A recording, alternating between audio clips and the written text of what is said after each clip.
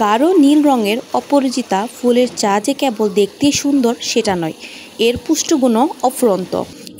এই চা যেমন আপনাকে প্রফুল্ল রাখবে তেমনই সুস্থ রাখবে শরীর।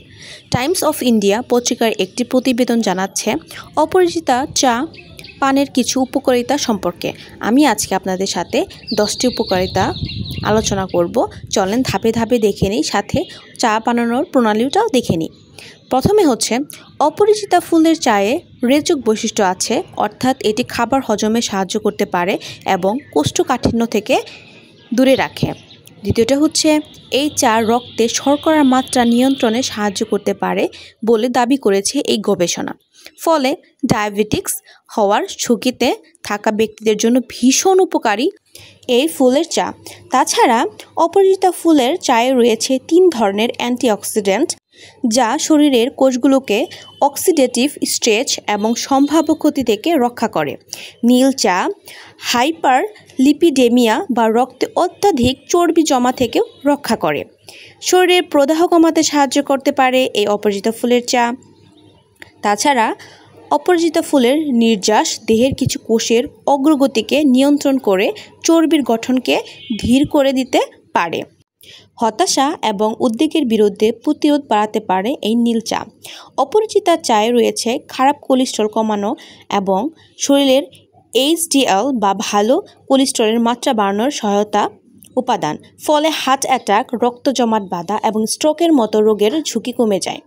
তাছাড়া আরও রয়েছে অ্যান্টিঅক্সিডেন্টের গুণে ভরপুর অপরাজিতা চা, যা শরীরের বয়সের ছাপ পড়তে দেয় না। আর 10 নম্বর হচ্ছে অপরাজিতা চায়ে থাকা অ্যাসিটাইল কোলাইন যৌগ স্নায়ুকে শান্ত করে ও স্মৃতিশক্তি হ্রাস রোধ করে। তাহলে 10টা উপকার আমরা দেখে নিলাম। আর চা বানানো একদম ইজি। প্যানে আপনি 1 কাপ পরিমাণ পানি দিবেন, সেটা ফুটানো হয়ে গেলে ফুলগুলো দিয়ে দিবেন, সবুজ অংশটা ফেলে দিবেন, শুধু ফুলটা দেবেন। দেওয়ার পরে একটু ঠান্ডা হওয়ার পরে ঢেলে দিবেন। আপনি এখানে আদা অথবা অন্যান্য কিছু অ্যাড করতে পারেন, এটা আপনার একদম ইচ্ছা। আর এই কালার যদি রাখতে চান তাহলে আর কোনো প্রকার লেবু ইউজ করবেন না, কিন্তু আমি একটু টকটক রাখার জন্য লেবু ইউজ করেছি। লেবু দিলে চায়ের কালারটা চেঞ্জ হয়ে যায়, বেগুনি কালার ধারণ করে। আপনারা চাইলে একদম র কালারটা রাখতে পারেন, আবার চাইলে আপনারা এখানে মধু অ্যাড করতে পারেন। এটা একদমই আপনাদের উপরে নির্ভর করে।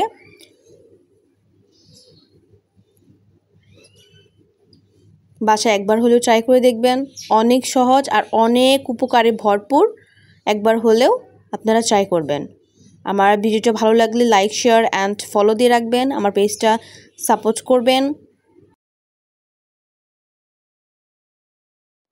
অতএব ভিডিওটি ভালো লাগলে লাইক, শেয়ার অ্যান্ড সাবস্ক্রাইব করে পাশে থাকবেন। আল্লাহ হাফেজ।